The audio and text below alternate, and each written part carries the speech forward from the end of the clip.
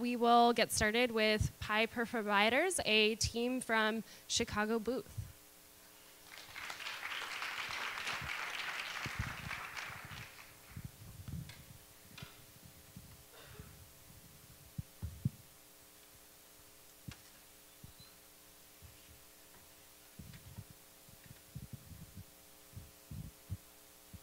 Hi, my name is Chelsea Sprayregan, and I'm the co-founder and CEO of Pi for Providers.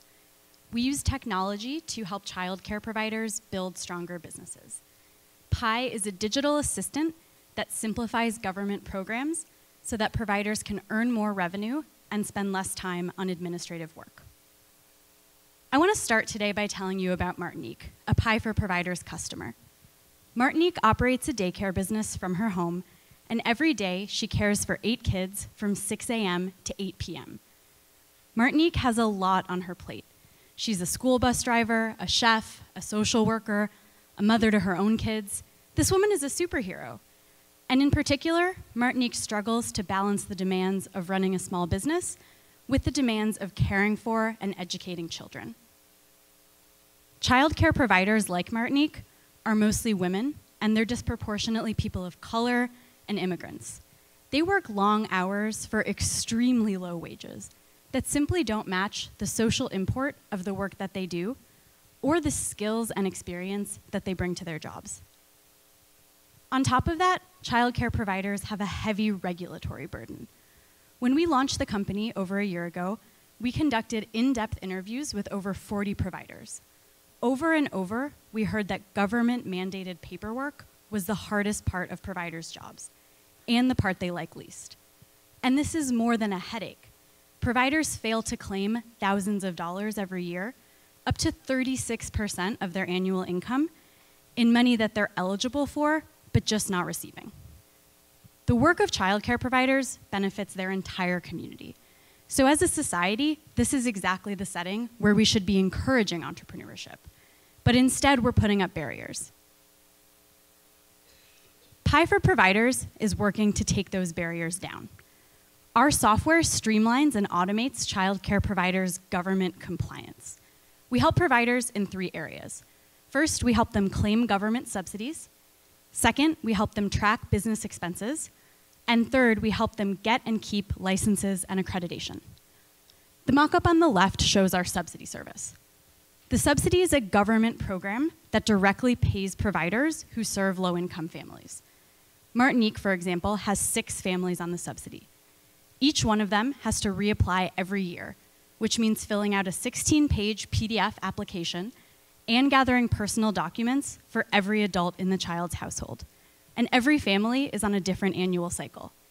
If an application is turned in late or incomplete, that can mean thousands of dollars in lost revenue for Martinique. Like most providers, she takes responsibility for this paperwork because her income is on the line.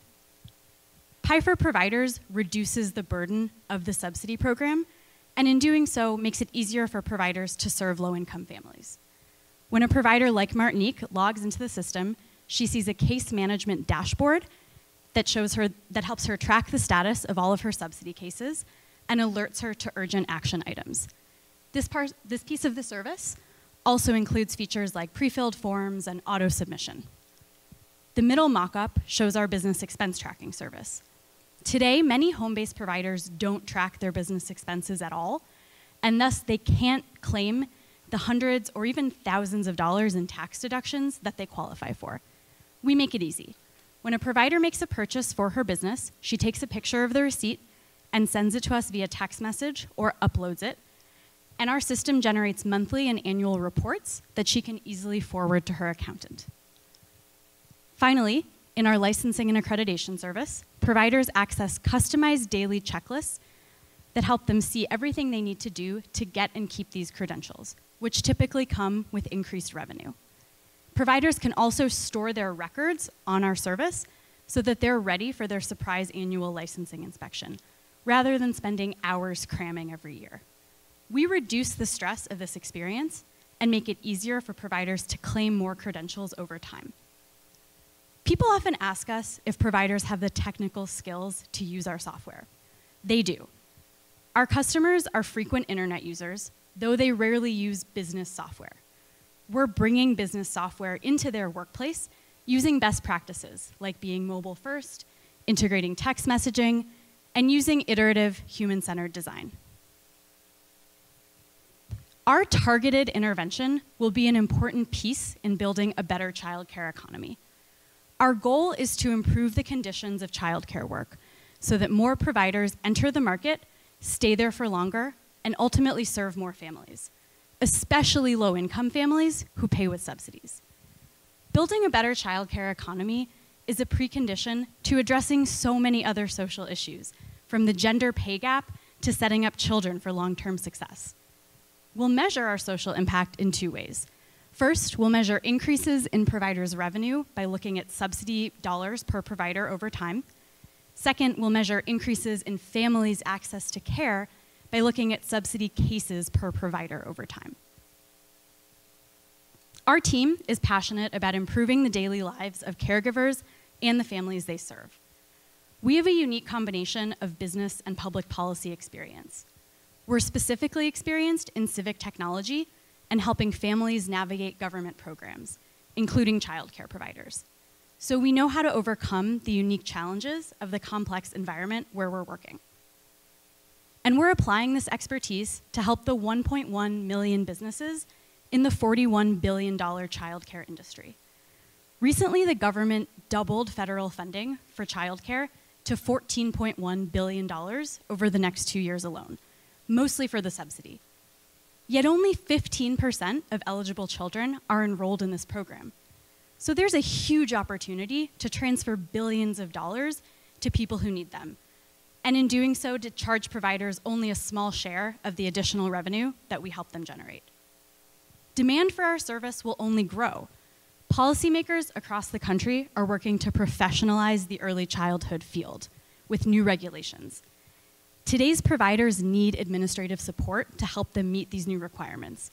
If they don't get it, there's a risk of pushing the small women-led businesses that dominate this field out of the market entirely. Others are seeing this trend, and that's why we're part of a group of startups offering business software to small childcare businesses, not just large chains. Unlike the other startups, we're focused on serving providers in low-income communities. Social impact is built into our business model because of our focus on government programs, which are the biggest challenge for providers in these communities.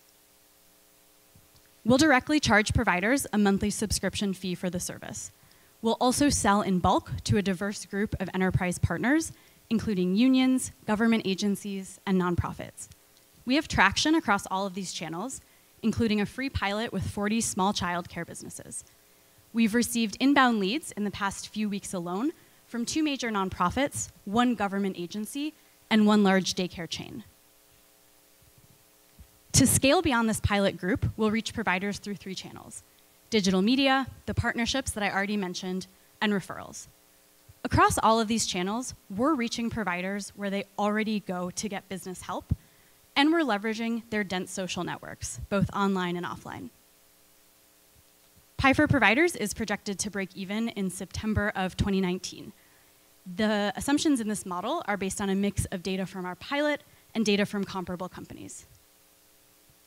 Since our launch a year ago, Pi for Providers won first place in the University of Chicago's Social New Venture Challenge, and we launched the free pilot that I already mentioned. We've also done a thorough review of the stakeholder landscape, which led to marketing partnerships with 5 local nonprofits. We recently completed 1871's Women in STEM Accelerator in Chicago, and we were named a 2017 50 on Fire company by Chicago Inno. After we close our current investment round, we'll focus on validating our business model in Illinois. Specifically, these funds will allow us to determine the right mix of customer acquisition tactics, as well as build software beyond our pilot. After we break even in Illinois, we expect to seek additional funding to support a national expansion. Today, I'm inviting you to participate in our $500,000 angel investment round.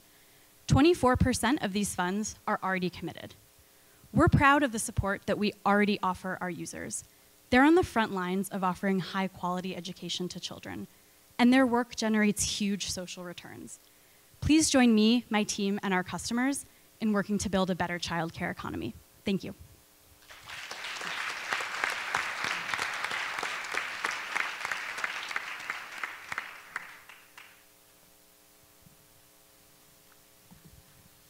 So congratulations, it's a really exciting business and an important field. I'm curious what kind of traction you think you need to get to raise a Series A, because this business is a tech business. You're going to need to raise money to compete with other tech firms that might enter the space. So what kind of traction on the user side and the growth side do you think you'll need to demonstrate with the first 500K before you'll get Series A? Yeah. So essentially, the plan is first to break even in Illinois, and break even is at about 1,500 small child care businesses as paying a direct monthly subscription fee. That doesn't incorporate any enterprise sales that I mentioned. We've received a ton of inbound interest in the past few weeks and are still learning about what that might look like. But we believe 1,500 direct sales will be achievable with the 500 that we're raising and will allow us to break even in Illinois. Great job on the presentation. I guess the question would be, there seems to be 3 parts of the business here. Can you explain which one is the biggest pain point for your customer base? Yeah, so in low-income communities, the subsidy is the biggest pain point. Where most families or a large share of families are paying with the subsidy, providers are so excited when I tell them that we're working on something to make this easier for them. In mixed income or higher income communities, they're more excited about the expense tracking service. Thanks. I'd love to know a little bit more about how you came to your pricing model. It looks like the enterprise portion is still to be determined, but $13 at first glance seems rather low for in-home care providers. And when I also think about maybe the customer acquisition costs for that segment, I'm curious how you're thinking about that and yeah, how you can do this efficiently and scale it. Yeah, so in terms of the pricing, that's based on comparable companies. So KidCare is one of the competitors in the market. They offer a slightly different service, but they're serving the same type of clients. They actually charge only $8 a month for family child care providers and about $50 a month for daycare centers. So we're in line with the other options that providers in these types of businesses have. On enterprise sales, the analogs have much more revenue. So they have things like a $60,000 upfront licensing fee, plus a $1,500 annual maintenance fee, plus a $40 monthly subscription fee. So that's the kind of pricing that we would expect on that side. The acquisition cost in our financial model right now starts at $41 per small business. That's our current acquisition cost in our pilot, which is a very high touch, very grassroots model that we've never expected to scale, but in our model, we're starting there, and we assume that we reduce that by 50 cents every month. So I think that's a pretty conservative assumption, since we really want to scale that much more quickly. Hey, Chelsea, I have a question about you and the team. Can you say a little bit more about your background, why you're the person to bet on to succeed in this space, and why you're doing this? Yeah, so my co-founder, Rebecca Karasik, and I developed the idea when we were working for a different early stage social enterprise, helping people enroll in Medicaid and food stamps in their workplace. And in doing this work, we served childcare providers as well as tons and tons of working families that had huge challenges accessing childcare. And it was very frustrating to see that we weren't helping them with one of the biggest problems in their day-to-day lives, and that we couldn't really make their day-to-day lives better without solving this problem for them. So Rebecca and I developed the idea for the business. She's a UX designer who's worked at Planned Parenthood, with me at Benestream, and now at ThoughtWorks. And then our third co-founder, Hannah Meyer, she and I met at Booth. So we all have relevant experience in this field and are very passionate about the work that we're doing, and have successfully done something very similar before at a different early stage social enterprise. Is Rebecca, is she a CTO? Is she a software developer? She's not. She's a UX designer. Do you have a software developer on your team? We're outsourcing software development for our current development to a dev firm called the South Bend Code School in South Bend, Indiana. We have a great relationship with them. Okay, thanks. Claudia, great presentation. So could you help us understand a little bit better? I'm assuming Martinique is one of your customers, the customer journey that she went through to find you, and more about like what it does for her practice in terms of like unit economics. You've had this out for about a year, so could you share with us some of the metrics, if you have any, on improved revenues for her and how this translates back to what you charge and I'm just pulling any up some numbers. virality and how she spreads it among the people she knows who are also in the same field? So we met Martinique through a community group called the Austin Child Care Providers Network, which is, Austin is actually a neighborhood in Chicago. And their founder, Ruth Kimball, is a member of our advisory board, and that's how we found Martinique.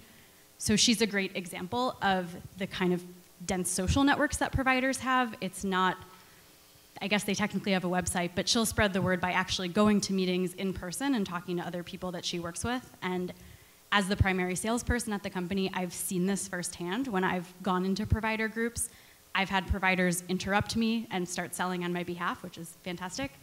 The pilot that we have in market right now is fairly limited. We sliced off sort of the smallest chunk that we thought would have significant impact to test the basic concept. So I don't think we've done enough to see detailed returns yet with our own customer base. There is a nonprofit in Colorado called Early Learning Ventures that offers a similar product, and they believe that they're saving $247 per child and $12,389 per program. These are also family child care providers, and that's a professional ROI study that they had commissioned. So I think that's representative of the kind of savings we can generate for providers as well.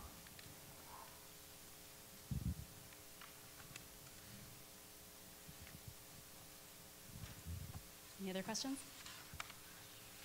On the traction slide, I really, at this early stage, I really love to see engagement more so than sort of like we've got 3 customers or 5 partnerships. Like, show me, 1 or 2 customers are using this, but using it every day, and it would kick and scream if you took it away from them. Do you have a customer like that? And can you talk a little bit about the engagement with them? Yeah. Not coincidentally, Martinique is an example of a customer like that. She sends us a receipt for every single thing she purchases for her business, including paying her staff in cash. She sends a version of a receipt of that to us, her mortgage, and then she also works with us on tracking her subsidy cases. So she is a very, very engaged user, and like most SaaS companies, we have a curve where we have a few that are like that are really engaging with us over text message every single day. The data that we have from April through August, so that's the first few months of our pilot, is 44% response rate to text messages about the subsidy and a 25% response rate to text messages about expense tracking. And that's especially high given that a lot of those text messages are reminders that don't actually prompt a response. And even so, we get things back like smiley faces and thank you, and it's very clear in a qualitative way that they appreciate and value the service and are engaging with it. I had a quick question just about competition in space. You mentioned a couple of other players, and I'm curious how much you've learned about how big they are, how successful they have been, and anything that you've learned that you could do better, or takeaways from that competitive analysis. Yeah, so the 2 that we named on that slide are KidCare and Wonder School. KidCare is the most established of the 3 of us. They have been producing software to help child care providers claim a specific government benefit called CACFP, which is the Child and Adult Care Food Program. And as we did our market research, that was the one piece of software that we saw people in our customer segment actually using regularly. They really weren't using any other business software. And that's because providers will use software if it helps them claim revenue, because that is the biggest need in such a low revenue environment. So that was the biggest learning of our study of analogs or competitors. Sorry, really quick. I know Care.com's business a little bit, and I'm curious whether you think they're going to move into this space at all, or whether this is totally separate software that like you identify the client on Care.com and then you use your back end to manage your business. Yeah, I don't think they're going to move into this space. We thought about that. I just had a conversation with someone who knows their business very well, and they're a two-sided platform, and it seems like their problem is more bringing in parents than providers.